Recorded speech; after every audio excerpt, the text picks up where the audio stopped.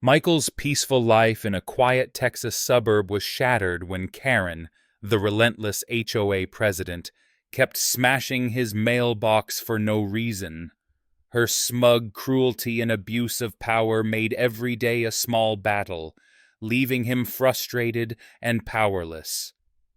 But Michael had a clever plan, a seemingly ordinary mailbox that was anything but defenseless, turning the tables on Karen in the most unexpected way. And just wait until you see how this showdown unfolded, and why justice in the end finally prevailed. My name is Michael, and I live in a quiet, tree-lined suburb in Texas. The kind of neighborhood where everyone knows each other, or at least thinks they do. Life was calm. Mornings were filled with the sound of birds, the occasional lawnmower, and friendly nods from neighbors walking their dogs. I had just moved in a few years ago, and I loved it. I thought this would be a place where I could finally feel settled, maybe even make some friends. Everything was peaceful, almost idyllic, until Karen came along. Karen wasn't just any neighbor. She was the president of our homeowners association, and from the moment I met her, there was something off. She carried herself like the neighborhood sheriff, always inspecting lawns, mailboxes, even the angle of garden gnomes. Most of the time, I could ignore her. But then she noticed my mailbox.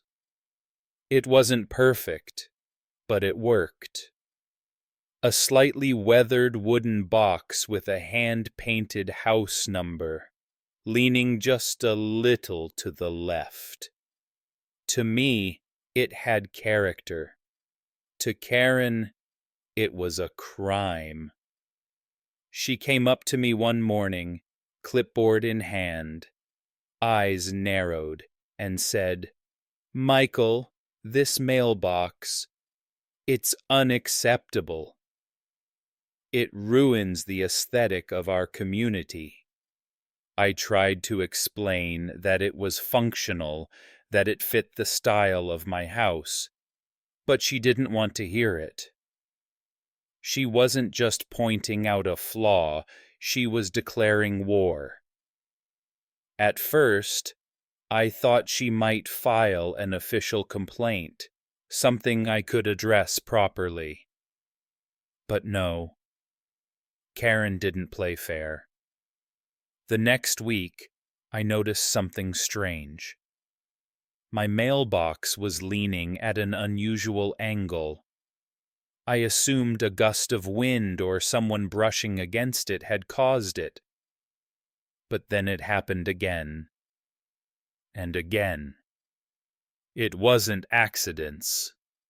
It was deliberate. Slowly, day by day, it became obvious. Karen was using her car to hit the mailbox. Lightly at first, almost as if testing me, testing how much I would tolerate. At first, I laughed it off. Maybe it was a mistake. Maybe she didn't even notice. But then, it escalated. The knocks grew harder, more aggressive, and the leaning became more severe.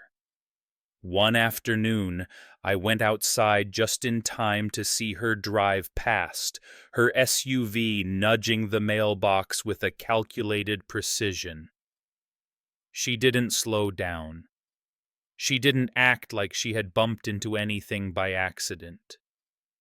She looked at me and smirked, just a quick, knowing smirk, as if she had won some invisible game.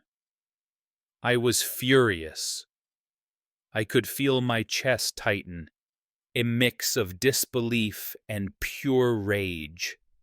How could someone in a position of authority, someone who was supposed to look out for the community, take it upon herself to harass a neighbor like this? My hands were shaking so badly that I could barely hold my coffee cup. Every time I thought about it, my stomach sank a little more. It wasn't just the mailbox.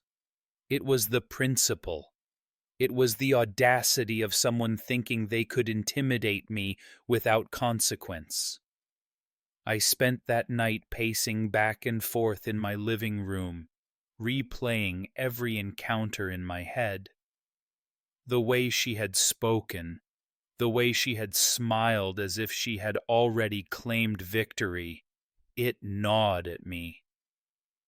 I considered reporting her to the HOA board, but somehow I knew that wouldn't be enough. She had allies, people who trusted her judgment simply because of her title. The next morning, I stepped outside, heart pounding, hoping maybe it had been a one-time thing. I approached the mailbox cautiously, almost expecting it to be fine, but my stomach dropped when I saw it. My old mailbox, the one I had repaired countless times, was completely destroyed. The post was splintered, the little door hanging by a hinge, and pieces of wood scattered across the driveway. I stood there frozen for a moment, staring at the wreckage, trying to make sense of it. And then the anger hit me like a tidal wave. It wasn't a small frustration. It was a burning, uncontrollable fury. My hands shook violently. I clenched my fists. I wanted to scream, but no sound came out. I could see flashes of every insult, every smirk, every unnecessary comment Karen had made over the past weeks, and it all poured together into a single, unrelenting storm of emotion. Neighbors started to notice. Mrs. Patel from across the street peered over her fence, concern written all over her face. "Is everything okay, Michael?" she asked. I wanted to explain, but the words felt hollow. How could I convey the absurdity of being deliberately attacked by your HOA president? How could anyone understand that a mailbox, just a mailbox, had become a battleground? I knew then that this wasn't going to be simple. This wasn't going to be a quick repair and forget situation. Karen had made it personal, and the longer I stood there, staring at the ruins of my mailbox, the more I realized that something had to change. I wasn't going to be intimidated, not by her, not by anyone. My anger didn't just fade. It strengthened into a resolve. This was just the beginning. After the first destruction of my mailbox, I couldn't just let it go. It wasn't about the wood or paint. It was about principle. I wanted to reclaim some sense of control, to refuse to let Karen dictate every small detail of my life. So I went out and bought a new mailbox. This time, I opted for something a bit sturdier, a heavier wood, reinforced posts, and even a fresh coat of weatherproof paint. I wanted it to look nice, welcoming, and clearly unyielding. I figured that if I made it appealing and sturdy, maybe Karen would back off. For a few days, it felt like relief. The mailbox stood proudly at the end of my driveway, catching the morning sun, and for a fleeting moment, it seemed like life was returning to normal. I even smiled when neighbors waved at me or complimented the fresh look. Maybe, I thought, this time it would be different. Maybe finally, Karen had nothing to complain about. But it wasn't different. It was a week later when I stepped outside and saw it again. The mailbox had been knocked over, not slightly tilted, not leaning awkwardly like before. It was lying flat on the ground, the post cracked, the door dangling loosely, and the neat, fresh paint scuffed and scratched. My stomach sank in a way I hadn't anticipated. I felt that familiar sting of disbelief mixed with frustration. It was happening again, and it wasn't an accident. I saw her then, Karen, walking along the sidewalk with that same smug expression she always wore. She didn't glance away. She didn't act apologetic or embarrassed. She just smirked, almost daring me to confront her. At that moment, I realized there was no misunderstanding, no coincidence. She was doing this on purpose. My mailbox wasn't just a piece of property anymore. It was a target, a symbol of her power over me. Powerless. That was the word I kept repeating in my head. She had the authority of the HOA, the unspoken influence of being a leader, and she was using it in the most petty and personal way imaginable. Every time I tried to fight back through conventional means, explaining myself, filing complaints, documenting the damage, it felt like hitting a brick wall. There were rules to follow, forms to fill out, and meetings that went nowhere. And even when I followed all the protocols, she seemed untouchable, shielded by her title. It was exhausting. I began to notice subtle changes in myself. I would hesitate to step outside, wondering if she would appear at the exact moment I was near the mailbox.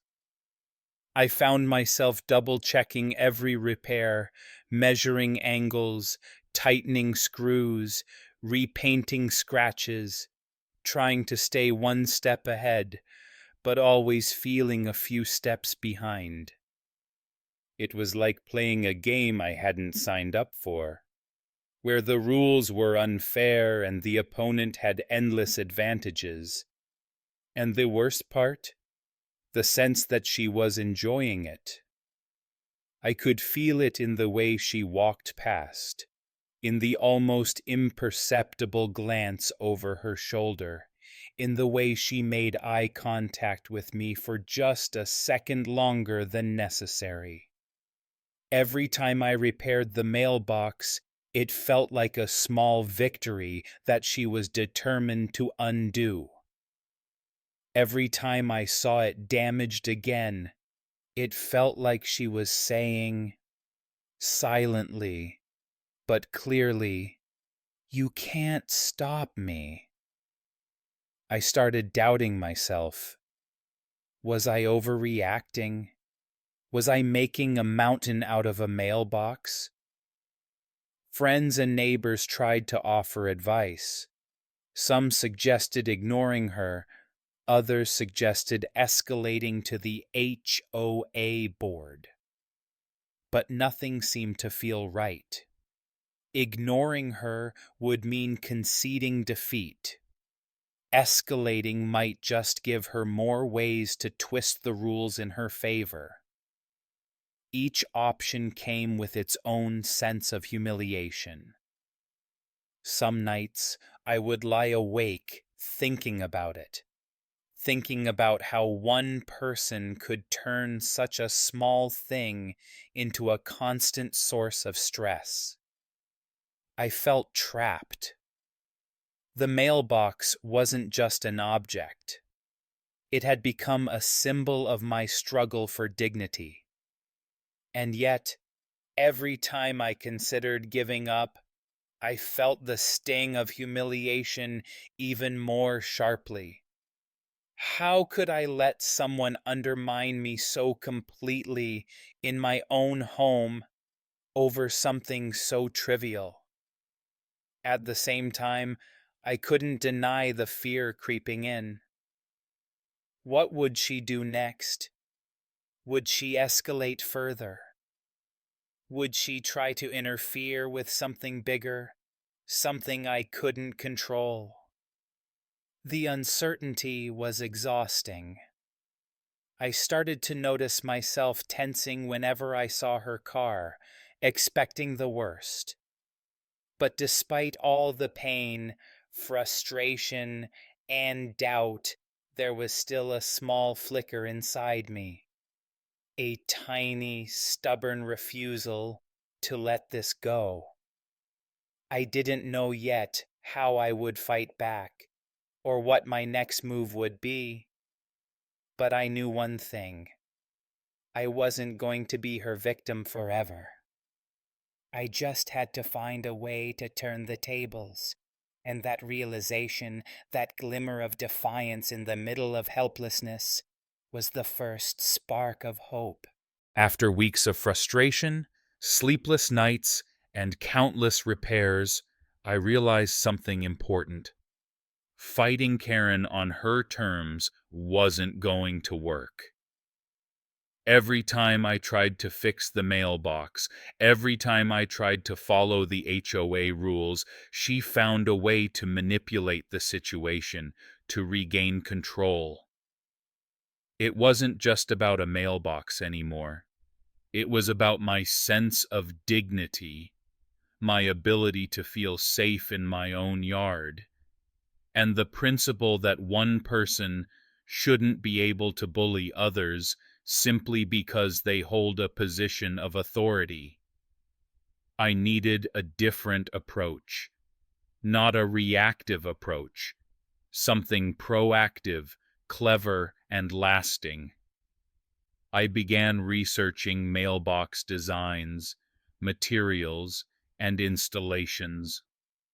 I spoke to local contractors, scoured forums online, and looked into every kind of structure strong enough to withstand repeated impacts. I didn't just want a mailbox that could survive her. I wanted one that would send a quiet, firm message: enough is enough. That's when the idea hit me. Concrete. Solid, reinforced concrete with a steel frame inside. Something that looked ordinary from the outside, but could withstand a small hurricane if it needed to. Something Karen couldn't tip over no matter how hard she tried, no matter how clever she thought she was. I sketched designs, measured my driveway, and imagined the look on her face when she realized her usual tactics wouldn't work this time. Ordering the mailbox wasn't cheap, and the construction took a little longer than I expected. There were moments of doubt. What if she escalated? What if she somehow found a way around it? But the more I imagined the finished product, the more hope began to grow. For the first time in weeks, I could envision a day when I didn't have to worry about whether my mailbox would survive the morning. Installation day came quietly. I didn't tell a single neighbor. I didn't want word getting back to Karen before the plan was complete. I arrived early, watched the sun rise over the quiet street, and felt a strange mixture of anxiety and anticipation. The crew arrived and started digging deep into the ground, anchoring steel reinforcements into concrete foundations that would hold the mailbox firmly in place. The work was precise, almost surgical. Every measurement, every level checked twice, every steel rod aligned perfectly. As the new mailbox took shape, I could almost feel my confidence returning. The solid weight of it, the way it stood firm and proud at the end of my driveway, was unlike anything I'd experienced before. It wasn't flashy, it wasn't oversized, just a perfectly ordinary mailbox on the surface. But underneath, it was practically indestructible. It represented more than protection. It represented resilience, strategy, and the refusal to be intimidated any longer. I spent the next few days watching and waiting. I imagined Karen driving past, expecting the usual vulnerability, the easy target.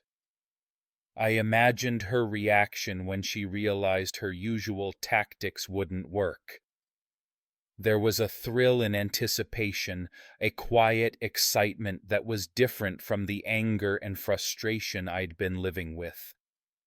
I felt hope, but it was tempered with patience. I knew this wouldn't be instant gratification. It was a long game, but one that finally felt winnable. Every day, I checked the mailbox, making sure it was secure, admiring the craftsmanship, and reminding myself why I'd done it. Each inspection reinforced a sense of quiet power. I wasn't just defending a mailbox, I was reclaiming my space, my peace of mind, and my confidence. And I began to notice subtle changes in myself. The anxiety that had dominated my mornings was slowly giving way to cautious optimism. I started thinking more creatively, not just about mailboxes, but about other areas of life where I had been reactive instead of proactive. Neighbors began to notice the new mailbox, and some even complimented it. It didn't draw attention to itself in an aggressive way, it just quietly stood there, sturdy and unyielding, a testament to careful planning and patience. For the first time in weeks, I could step outside without tension knotting my shoulders, without wondering if the next moment would bring another deliberate act of intimidation. Most importantly, I finally allowed myself to feel hope. Hope that the battle over the mailbox wasn't endless. Hope that one day I could walk past it and know that it was safe, that my home was respected, and that no one could bully me through petty, destructive tactics. Hope that, after weeks of frustration, sleepless nights, and a growing sense of helplessness, I had finally found a way to take control, not through confrontation, but through planning, resilience, and strategy. I realized then that hope isn't just wishful thinking. It's the quiet power that comes from preparation, the courage to act when circumstances seem stacked against you, and the patience to wait for the moment when your efforts pay off. And as I looked at my mailbox that evening, bathed in the soft glow of the setting sun, I felt something I hadn't felt in a long time. Calm, steady hope. Karen didn't know it yet, but the game had changed. Weeks of anticipation, tension, and careful planning had finally led to this moment. I had long imagined it, replayed it in my mind countless times, but nothing could have fully prepared me for the reality. The morning began like any other in our quiet Texas suburb. Birds chirped, Neighbors watered their lawns, and the sun reflected off freshly waxed cars. I was sipping coffee on my porch, taking in the calm, when it happened. A dull crash echoed from the street. My stomach tightened. Then came the screech of brakes, the unmistakable crunch of metal, and a sound I would never forget, the sharp clang of impact against something solid. My heart pounded, equal parts fear and exhilaration. I dropped the coffee cup and ran outside. At the end of the driveway stood the mailbox I had poured so much care and planning into. Perfect, unshakable, and still upright. Behind it, the scene was chaotic. Karen's car had collided with the concrete post I had installed weeks before. The front bumper was crumpled, steam rose from the radiator, and bits of plastic scattered across the asphalt. And there she sat, Karen herself, pale, wide-eyed, and utterly shocked. The smugness that had accompanied her every step for months was gone, replaced with disbelief. But it wasn't just me witnessing the moment. The commotion had drawn the entire neighborhood. People who had previously suffered from Karen's petty decrees and relentless micromanagement had stepped outside. They gathered along the sidewalks, some shielding their mouths to stifle laughter, others pointing in disbelief. This wasn't a spectacle of cruelty, it was a revelation. People were seeing, perhaps for the first time, that the seemingly untouchable HOA president could be confronted, and more importantly, that the small, ordinary actions of a determined person could withstand her influence. I didn't rush to speak. I didn't need to. I simply looked at my mailbox, standing solid and pristine amidst the chaos. There was a calm satisfaction in that moment, the kind that comes from knowing you've acted with patience, intelligence, and determination. Months of frustration, countless repairs, sleepless nights, and anxious anticipation had culminated in this silent victory.